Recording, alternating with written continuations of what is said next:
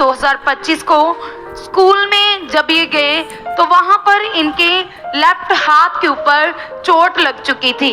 बताते कि चोट लगने की वजह से भाई का कहना है कि जो इनका लेफ्ट हाथ है उसने काम करना बंद कर दिया क्योंकि चोट गहरी थी। बताते कि जैसे ये अपने घर वापस आए तो हाथ में पूरी तरह से स्वेलिंग हो चुकी थी, कुछ भी काम नहीं कर पा रहे थे, यहाँ तक कि कपड़े पहनने में भी इनको बहुत ज़्यादा दिक्कत हो रही थी। और जैसे इनके घर वाले इनको डॉक्टर के पास लेकर गए तो डॉक्टर ने कहा कि ये आपके बच्चे की हड्डी को क्रैक हो चुका है। तो बताते कि कुछ दिन तो ऐसे ही चलता रहा, इनके घर वाले पट्टियां करवा रहे थे, ट्रीटमेंट करवा रहे थे, लेकिन कोई हल नहीं मिल रहा था। और बताते कि कुछ दिन जैसे ही 20-25 दिन बीते तो उसके बाद जब ये स्कूल में थे तो फिर से उसी बाजू में लेफ्ट साइड फिर से चोट लगी कलीसिया। पहले इनके हाथ के ऊपर चोट लगी, उसके बाद ब्रदर आप बताइए, उसके बाद हम इनके मदर से बात करेंगे, उसके बाद कहाँ चोट लगी सिस्टर आप खुद बताइए। जैमसी की पापा जी, जैमसी की मम्मा जी, जैमसी सारी कलीसिया ਨੂੰ ਇਹਦੇ ਜਦੋਂ ਹੀ ਸਕੂਲ ਭੇਜਿਆ ਦੂਸਰੀ ਵਾਰੀ ਫੇਰ ਇਹਦੀ ਕੋਹਨੀ ਦੇ ਉੱਪਰ ਸੱਟ ਲੱਗੀ ਤੇ ਇਹਦੀ ਕੋਹਨੀ ਦੀ ਜਿਹੜੀ ਹੱਡੀ ਥੋੜੀ ਕ੍ਰੈਕ ਹੋ ਕੇ ਲੱਥ ਗਈ ਨਾਲੋਂ। ਤੇ ਜਿੱਥੋਂ ਹੀ ਪੱਟੀਆਂ ਕਰਾਉਂਦੇ ਸੀ ਉਹਨੇ ਕਿਹਾ ਸੀ ਕਿ ਇਹਦੀ ਜਿਹੜੀ ਬਾਂਹ ਆ ਕਦੀ ਏਦਾਂ ਮੋੜ ਨਹੀਂ ਸਕਦੀ, ਮੋਢੇ ਨੂੰ ਨਹੀਂ ਲੱਗੂਗੀ। मतलब सीधी रहती थी, सीधी रहंदी, सीधी बन के रखदे, बिल्कुल ऐ सीधी रखदा ते एक हाथ नाल अपनी बांह नूं फड़ के रखदा सी। तो उस समय कितनी प्रॉब्लम आ रही थी, कैसी कंडीशन, कितना दर्द था, कितनी तकलीफ थी, ये बताइए। सिस्टर ਇਹਦੀ ਬਹੁਤ ਮਾੜੀ ਕੰਡੀਸ਼ਨ ਸੀ। ਇਹਨੂੰ ਅਸੀਂ ਇੱਕ ਜਾਣਾ ਇਹਦੇ ਨਾਲ ਹਰ ਵਕਤ ਹੀ ਰਹਿੰਦਾ ਸੀ, ਨਾ ਤੇ ਖਾਣਾ ਖਾ ਸਕਦਾ ਸੀ ਚੰਗੀ ਤਰ੍ਹਾਂ, ਆਪਣਾ ਇਹਨੇ ਬਾਜੂ ਆਪਣੀ ਫੜ ਕੇ ਰੱਖੜੀ ਹੁੰਦੀ ਸੀ। ਤੇ ਜਦੋਂ ਬਾਥਰੂਮ ਵੀ ਜਾਣਾ ਉਹ ਵੀ ਅਸੀਂ ਆਪ ਕਰਾਉਂਦੇ ਸੀ, ਕੱਪੜੇ ਵੀ ਇਹਨੂੰ ਆਪ ਹੀ ਪਾਉਂਦੇ। ਦਰਦ ਇਹਦੇ ਬਹੁਤ ਜ਼ਿਆਦਾ ਹੁੰਦੀ ਸੀ।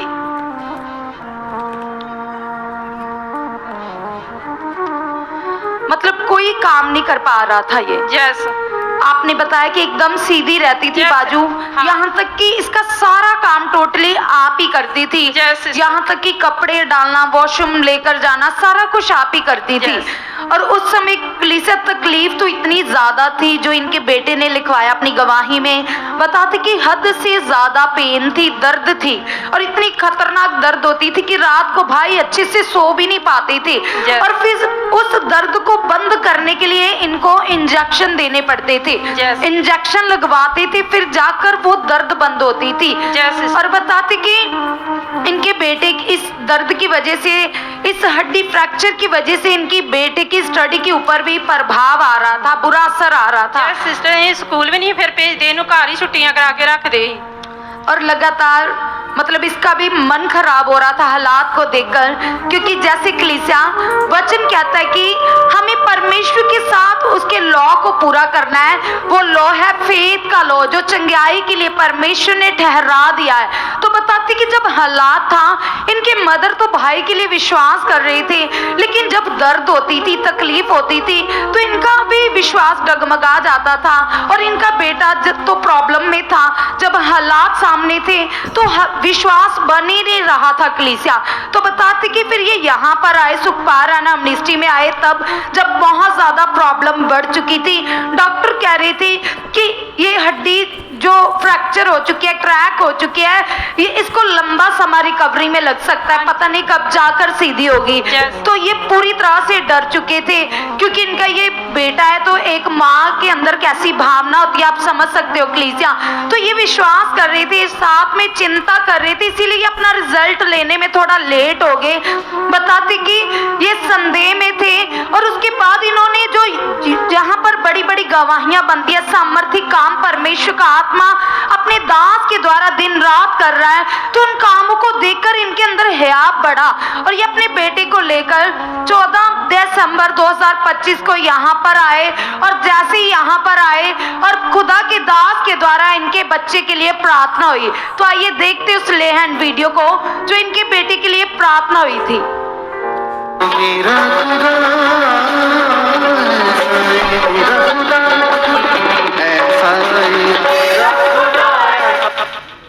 और जैसे ही अपोस्टल जी ने हाथ रखा, सामर्थ को रिलीज किया, क्योंकि उस समय इनका फेथ तो आगे पीछे था, इस लड़के का फेथ भी आगे पीछे था, लेकिन जो खुदा के दास विश्वास में परिपूर्ण है, परमेश्वर की पावर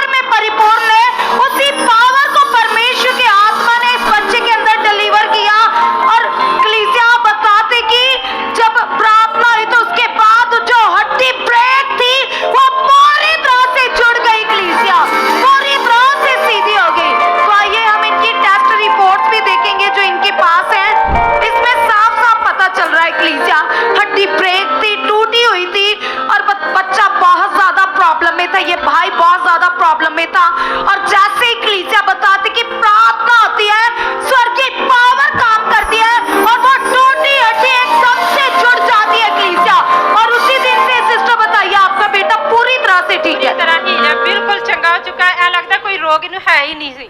हालेलुया! सब जन तालियां बजाते हुए जीवित पावर के लिए धन्यवाद करेंगे, स्वर्गीय पावर के लिए धन्यवाद करेंगे। वो पावर जो लकड़ों को चलाती है, वो पावर जो बड़े बड़े कामों को करती है कलीसिया। सब जन तालियां बजाते हुए जीवित परमेश्वर का धन्यवाद करेंगे, खुदा के दास का धन्यवाद करेंगे, जिनके विश्वास के द्वारा, जिनकी सामर्थ को रिलीज करने के द्वारा लोग बड़े बड़े हालातों से फ्री हो रहे, चंगे हो रहे कलीसिया, और बड़ी टेस्टिमनी के साथ आ रहे। सब जन जोरदार जोरदार तालियों के साथ इन बड़े कामों के लिए धन्यवाद कीजिए। हालेलुया!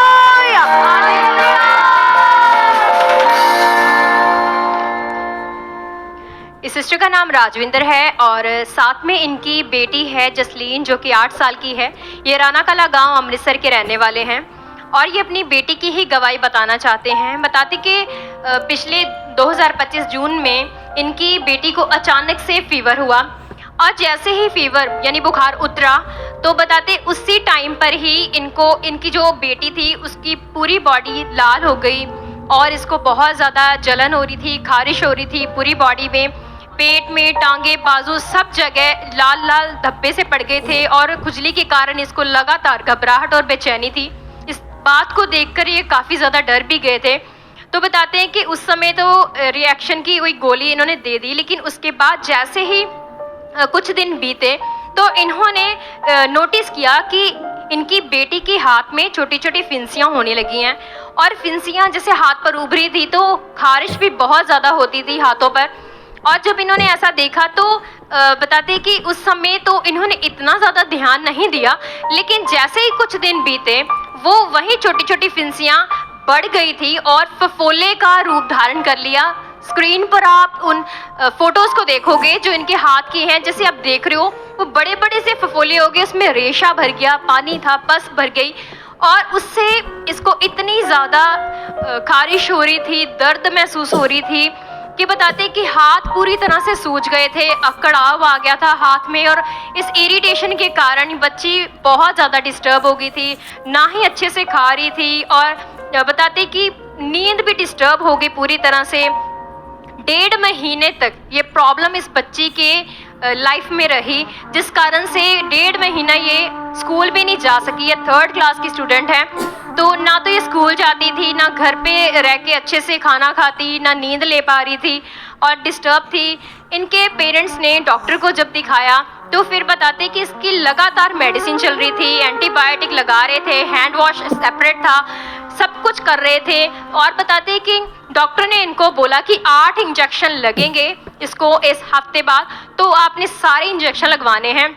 तो बताते इन्होंने मेडिसिन दी और 3 इंजेक्शन तो ऑलरेडी लग चुके थे, लेकिन 1% भी इस बच्ची के हाथों में या पूरी बॉडी में जो एलर्जी थी उससे इसको फ़र्क नहीं पड़ रहा था, और उसी कारण से सारे परिवार वाले डिस्टर्ब हो गए थे कि ये प्रॉब्लम आखिर क्यों नहीं जा रही। और जब भी इसके हाथों को देखते थे तो सबके अंदर डर आ जाता था। डॉक्टर बोलते कि ये फंगल इन्फेक्शन है, बैक्टीरियल है, तो ये हट जाएगी, लेकिन जो भी वो इंजेक्शन दे रहे थे इतने पावरफुल थे, तब भी इसके अंदर से ये एलर्जी, हाथों पर एलर्जी नहीं जा रही थी।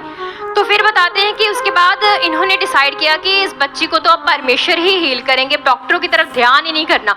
जैसे इन्होंने मन बनाया, विश्वास करके अपनी बच्ची को लेकर अगस्त में यहाँ आए और अपोस्टल जी के द्वारा इस बच्ची पर लेहन प्रार्थना हुई। आइए इस लेहन सीन को देखेंगे।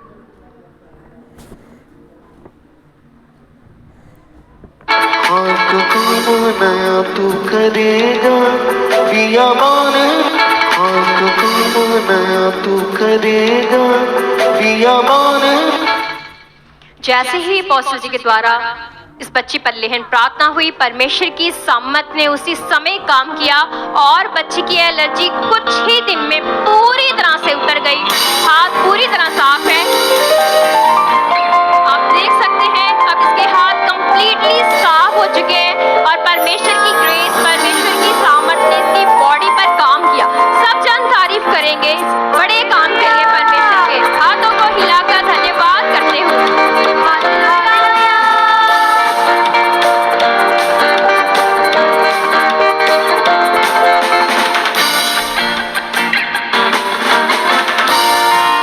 भाई का नाम मुन्ना है,